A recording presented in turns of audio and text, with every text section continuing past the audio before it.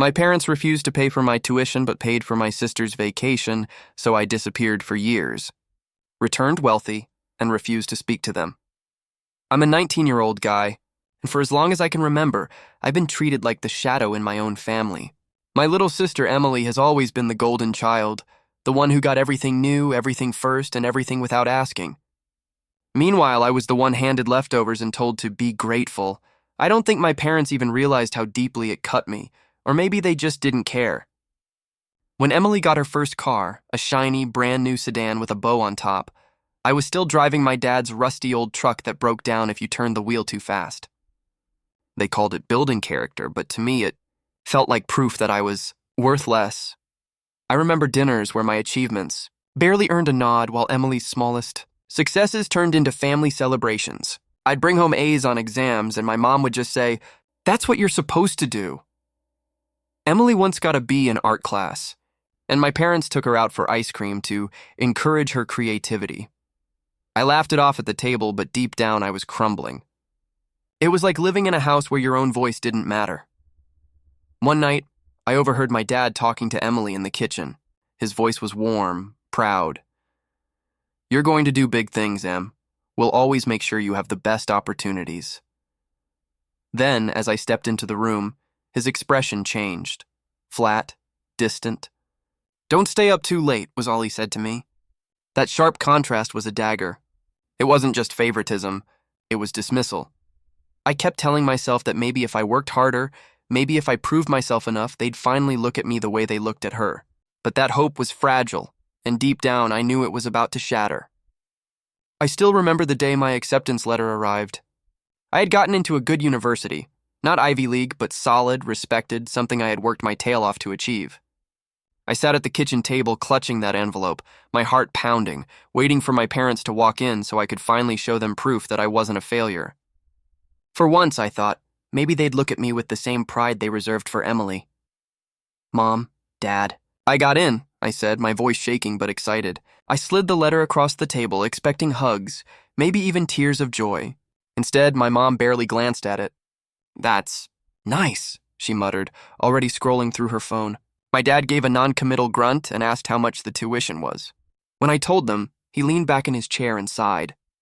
"We can't afford that. You'll have to figure it out yourself. Loans, scholarships, whatever," I froze. "But you said you'd help me with college." "You said if I got in..." "That was before we realized how expensive it would be," my mom cut in. "Besides, Emily's trip to Europe is already booked, and that wasn't cheap." The words hit me like a slap across the face.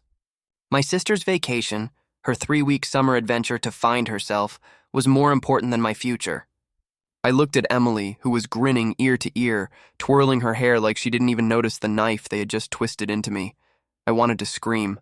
Instead, I sat there in silence, my vision blurring as I tried to process what they'd just said. All my late night studying, all my sacrifices, and none of it mattered. Not when stacked against Emily's chance to sip lattes in Paris. That night, lying awake in bed, I realized something. This wasn't just neglect. This was betrayal. And if I dared to confront them about it, things were going to get even uglier. The next morning, I couldn't hold it in any longer. I walked into the living room where my parents were sipping coffee, the air thick with the smell of toast and the faint hum of the TV. My hands were shaking, but my voice came out sharp. "How can you pay for Emily's vacation but not for my tuition?" My mom didn't even look up at me. "Don't start this again. She's younger, she deserves to enjoy her youth. You're a man, you should learn to be independent." I felt my throat tighten. "Independent? I worked my ass off to get into college. I thought you'd be proud. Instead, you're telling me Emily deserves Paris while I'm supposed to just... what, struggle?"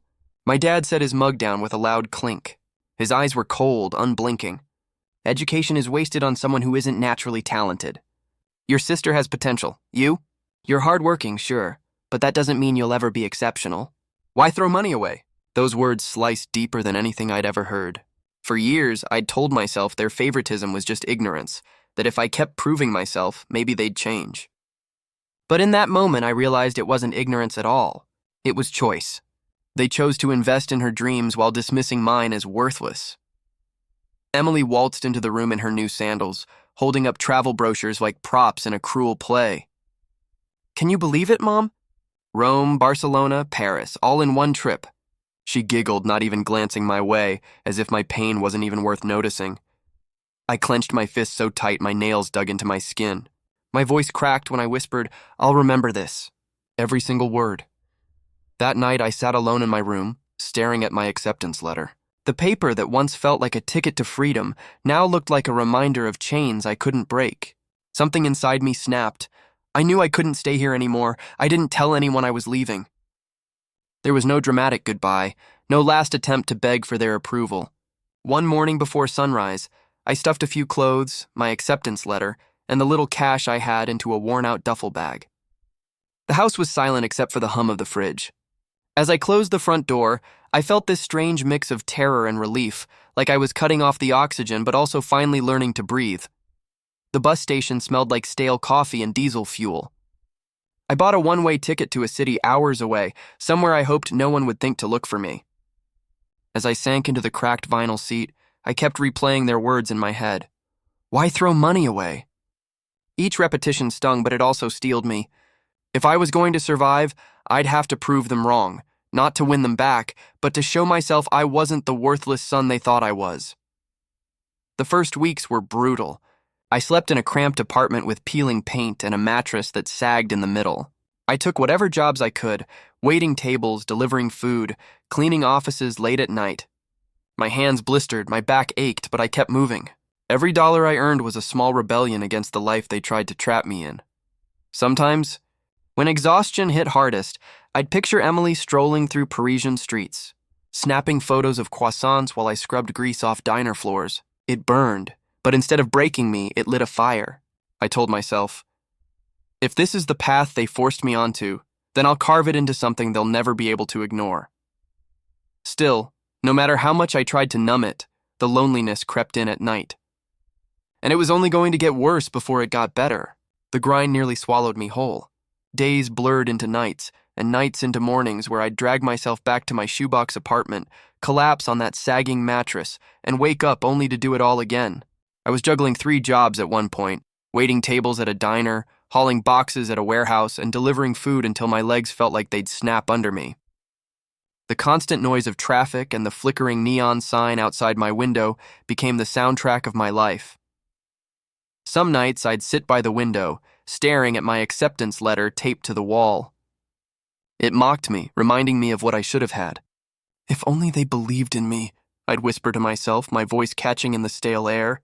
I kept applying for scholarships, typing out essays until my eyes burned.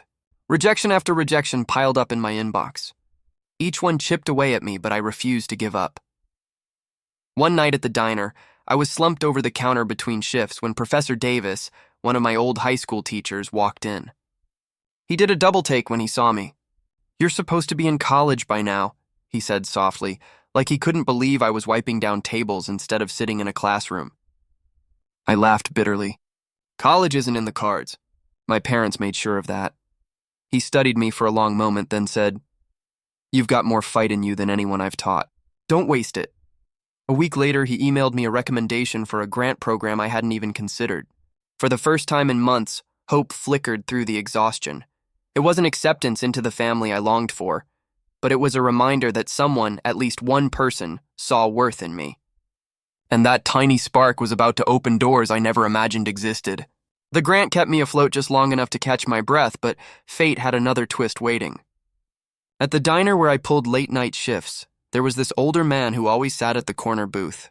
Crisp suit, gold watch, the kind of presence that made everyone else straighten up when he walked in. At first I thought he was just another businessman passing through, but he kept coming back, always ordering the same black coffee, always leaving a generous tip. One night, as I refilled his cup, he looked up at me and said, "Kid, do you ever sleep?" I laughed nervously. "Not really." "Gotta keep grinding," he raised an eyebrow. "Grinding without direction is just spinning your wheels. What are you really working toward?" For a moment, I froze. No one had ever asked me that before, not sincerely, not like it mattered. The words tumbled out of me. I wanted college. My parents wouldn't help, so now I'm just trying to survive. He studied me for a long second before sliding a business card across the table. "Come see me tomorrow. I might have something better than minimum wage and empty nights." His tone was casual, but his eyes carried weight. I almost didn't go. I sat outside his office building the next morning, stomach in knots, debating whether I was walking into a scam. But when I finally stepped inside, he wasn't selling me a dream. He was offering me a chance. An internship. Low pay at first, but real experience, real mentorship. For the first time, someone outside my family looked at me and saw potential instead of wasted effort. It terrified me, but it also cracked something open in me. Maybe I didn't need my parents' validation at all. Maybe I could build something bigger on my own. Still, deep down, I knew opportunity and success came with their own costs, and I wasn't ready for how far I'd have to go. That internship became the turning point I never saw coming. At first, I was just running errands, grabbing coffee, organizing files, sitting quietly in meetings where I barely understood half the words being thrown around. But I watched, I listened, and I absorbed everything. The businessman, Mr. Caldwell, wasn't the type to hand out praise, but when he saw I worked harder than anyone else, he started letting me shadow him more closely. I spent nights poring over spreadsheets, reading books he recommended, and asking questions even when my voice shook. Slowly, the blur of financial jargon and business strategy began to make sense. Within a year, I wasn't just the errand kid. I was trusted with small projects, then bigger ones. And every success I had, every late-night breakthrough, I carried like a silent battle against the voices of my parents, telling me I'd never be exceptional. But that hunger came at a cost. I stopped hanging out with friends, stopped answering messages. My world shrank to work, eat, sleep, repeat. The apartment walls seemed to close in tighter, the neon sign outside flickering like it was mocking me. My body was exhausted, but my ambition drowned out the warning signs. I couldn't slow down. Not when every step forward felt like a step away from the boy my parents dismissed. One evening, after I presented a proposal that earned unexpected praise, Caldwell pulled me aside. His eyes were sharp but softer than usual. "You've got the drive, kid. More than most. But don't burn yourself out. You're building something, you just don't see it yet." I nodded, but inside I didn't care about balance. I only cared about becoming untouchable. If my parents thought my education wasn't worth funding, then I'd turn my life into something they could never buy, never diminish. I didn't realize then that the same obsession fueling me was also hollowing me out, setting me up for the loneliest chapter of my life. My 25th birthday came and went like a ghost. No calls from family, no messages from Emily, not even a half-hearted happy birthday on Facebook. I sat alone in my apartment, the city light spilling in through the blinds, casting long shadows across the empty bottles on my counter. I had money now, more than I ever imagined back when I was scrubbing dishes and hauling boxes. But the silence in that room was louder than any applause I'd earned at work. I ordered a small cake from the bakery down the street, just a plain vanilla one. As I set it on the table, I stared at it for a long time, fork in hand, but couldn't bring myself to take a bite. The memory of family birthdays hit me like a sucker punch. My parents laughing, Emily blowing out candles while I sat in the background clapping. I used to think one day I'd be the one in the spotlight. Instead, I was here, surrounded by wealth but starved of love. The loneliness seeped into my bones. For the first time in years, I considered calling them. Maybe just to hear a familiar voice, even if it came laced with judgment. My thumb hovered over my phone screen, Emily's number glowing back at me.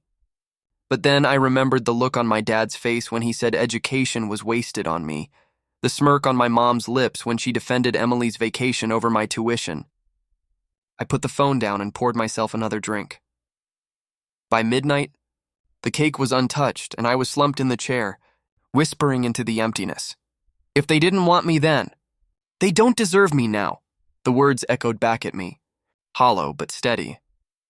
That was my rock bottom, not the nights I starved, not the jobs that broke me, but the realization that even success couldn't fill the hole they carved in me. And yet, rock bottom has a way of sharpening resolve. What came next was nothing short of transformation. From that night forward, something inside me shifted. If love and approval weren't in the cards, then I'd drown myself in achievement. Work became more than survival. It became war. I poured every ounce of pain, every ounce of rage, into building something that couldn't be ignored. I wasn't just earning a paycheck anymore. I was crafting an empire brick by brick, deal by deal. I started investing, small at first, then bigger. Real estate, startups, anything I could research and understand, I threw myself into. My schedule was relentless. Mornings filled with meetings, afternoons negotiating, nights buried in contracts. The grind that once broke me became fuel, and I learned to thrive on it. My bank account grew, and with every zero added, the boy who once begged for tuition faded further into the past. But the hunger wasn't about money alone. It was about rewriting my story. Every polished suit I wore, every luxury car I drove, every handshake with powerful people was a silent message to my parents. You said I wasn't worth the investment. Look at me now, and yet no matter how far I climbed, the echoes of their rejection followed me. Late at night, lying in a penthouse far removed from the rusting truck I used to drive, I still heard my dad's words. Why throw money away? It was like success could buy me comfort, but never silence. Still, I pressed forward. The empire grew. My name gained weight in business circles, and people I once envied now envied me. For the first time in my life, I held all the power. And then, just as I thought I'd buried my past for good, an invitation arrived, one that threatened to rip open old wounds and force me face to face with the people who broke me. The invitation came in a cream-colored envelope with my aunt's handwriting scrawled across the front. I hadn't seen her name in years, but the moment I opened it, my stomach twisted. A family reunion. 10 years of silence, and now they wanted me back under the same roof. At first I laughed, sharp, bitter. But the more I stared at the words, the more a strange curiosity gnawed at me. Had they changed? Did they regret what they'd done? On the day of the reunion, I pulled up in a sleek black car, the kind that turned heads even in the nicest neighborhoods. As I stepped out, the summer air was thick with barbecue smoke and laughter. Conversations faltered. Eyes followed me. Whispers rippled through the yard. I wasn't the forgotten son anymore. I was a stranger walking into enemy territory dressed in tailored armor. Emily spotted me first.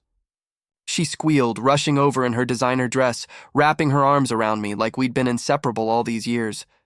Oh my God, you look amazing, she gushed, her voice dripping with the same carefree entitlement as always. My parents, though, they froze. My mother's fork clattered against her plate, and my father's smile looked more like a grimace than a welcome. Son, he finally said, his tone stiff. It's been a while. Yeah, I replied coolly, scanning the table piled high with food, the same table where I once sat invisible. It has. The night carried on awkwardly. Relatives asked about my success, their eyes wide at the details I dropped casually, properties, investments, businesses. My parents sat silent, pride painted on their faces but shame flickering in their eyes. Every laugh, every compliment felt like a knife twisting deeper into the wounds they thought time had buried. And as the evening dragged on, I realized the moment I'd been waiting for my whole life was coming, the confrontation I once dreamed of and dreaded all at once. Dinner stretched on like a bad play, everyone pretending the tension wasn't thick enough to choke on. My mom filled the silence by bragging about Emily's latest trip. She just loved Greece, didn't you, honey? While my dad chimed in about her bright future. Their voices were sugar-coated daggers, as if they could erase the past with small talk. I sat there, every muscle tight, letting them dig their own hole deeper. Finally, I set down my glass and spoke. Do you two ever think about what it cost me when you chose her vacation over my tuition? The room froze. Forks paused midair. My mother's smile faltered. Now's not the time, my dad muttered, his jaw tightening. No, I snapped, louder now. It's exactly the time. Do you remember telling me education was wasted on me? Do you remember watching me walk out the door and never once asking where I went? While you bragged about her trips to Paris, I was working 3 jobs, sleeping in apartments with roaches, starving just to keep going. My voice cracked, but I didn't back down. Emily shifted uncomfortably, her eyes darting to her plate. My mom finally said, "We did what we thought was best. Best for who?" I cut her off. Because it sure as hell wasn't for me. You invested everything in her and left me to rot. And the only reason I survived is because strangers, people who owed me nothing, saw worth in me that my own parents never did. The silence after that was deafening. Faces around the table turned pale, no one daring to breathe. My father's hand trembled slightly as he reached for his glass, his mask of control slipping for the first time. I leaned back, my heart pounding, knowing the words couldn't be unsaid. And for the first time I saw guilt flicker in their eyes. a guilt they could no longer bury. My father finally cleared his throat, his voice strained. "We didn't realize. We thought you'd be fine on your own." His excuse landed like ash in my ears. My mother reached for my hand across the table, her eyes glassy. "We made mistakes, but we're family. Can't we start over?" I pulled my hand back slowly, the weight of years pressing on me. Family doesn't abandon you when it's inconvenient. Family doesn't tell you you're worthless and then expect a warm welcome when things turn out differently. My tone was calm, but every word carried the blade of truth. Emily spoke up then, her voice small but entitled as ever. "Well, you're successful now. Maybe you can help me get started with my business ideas. I've been thinking about," I laughed sharp and cold. "Figure it out yourself. That's what I had to do." Her face flushed, her mouth snapping shut as if she'd swallowed glass. The air grew heavier. My parents looked at me like I was a stranger, and in a way I was. The son they discarded had died years ago, replaced by someone who didn't need their validation. I stood, my chair scraping against the floor, every eye in the room locked on me. "You lost me the day you chose her vacation over my future," I said quietly, but firmly. "There's no starting over, not now. Not ever." I walked out without looking back, the night air cool against my skin, the sound of their stunned silence following me like a ghost. For the first time, I didn't feel like the boy begging for scraps of love. I felt like a man who had finally taken back his power, and in that moment I realized, sometimes the sweetest revenge isn't revenge at all. It's simply refusing to let them have access to you ever again.